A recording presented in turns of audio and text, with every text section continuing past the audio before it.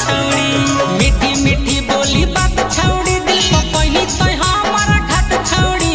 मीठी मीठी बोली बात छौड़ी दिल पर पहिनी तो हमारा घात छौड़ी जब पसंद रह दोसर जात छौड़ी दिल काहे लगैनी मोर साथ छौड़ी जब पसंद रह दोसर जात छौड़ी दिल काहे लगैनी मोर साथ छौड़ी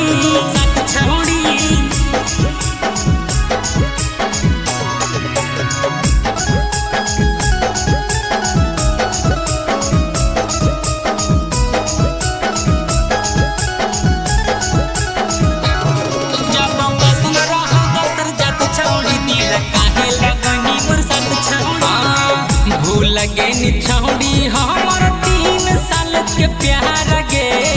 दूसरे से नहीं धागा जोड़ी लेनी यार गे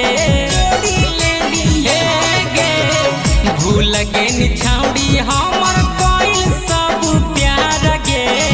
दूसरे से नहीं धागा जोड़ी लेनी यार गे बोलला पदही तो डाट छौड़ी मारी देली करे जा पलत छौड़ी बोलला पदही तो डाट छौड़ी मारी देली करे जा पलत छौड़ी जब पसंद रह दोसर जात छौड़ी दिल काहे लगैनी मोर साथ छौड़ी जब पसंद रह दोसर जात छौड़ी दिल काहे लगैनी मोर साथ छौड़ी